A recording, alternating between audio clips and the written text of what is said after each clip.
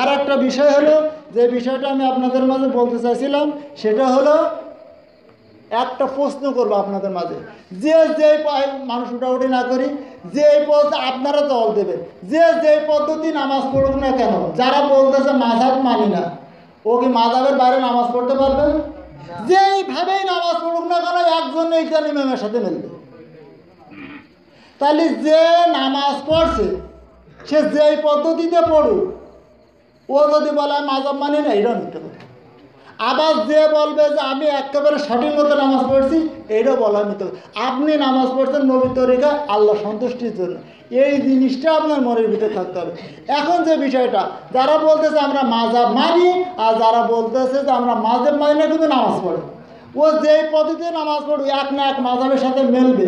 তাহলে হানাফি মাযহাব, ইমাম মালিকি বলেন এবং আপনি সহিহ হাদিস মানে যেখানে বলেন, আপনি যে পদ্ধতিতে নামাজ পড়েন না কেন, নামাজ পড়ছে কিনা?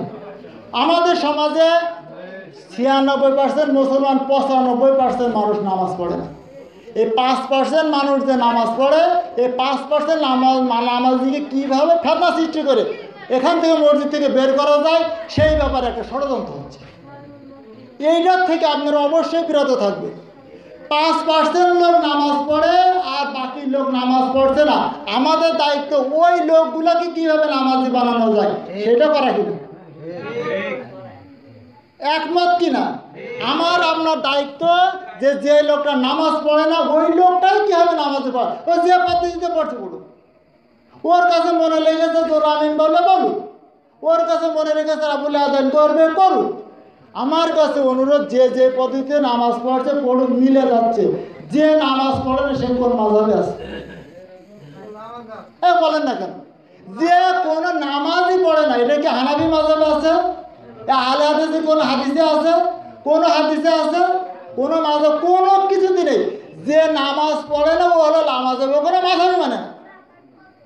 তাহলে যে নামাজ পড়ে কোনো না কোনো মাযহাবের সাথে মিলে যাচ্ছে। আপনাদের কাছে অনুরোধ, এই বিষয়টা নিয়ে আপনারা গ্যাঞ্জাম ফেসাদের সৃষ্টি করবেন না।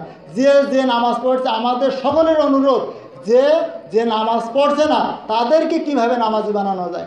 কারণ নামাজ না পড়ছে মানুষ দোজখে যাবে, 1 নম্বরে বলে দিচ্ছে নামাজ আমরা পড়তাম না।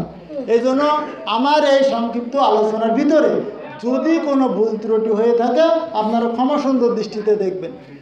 এখন আলোচনার ভিতরে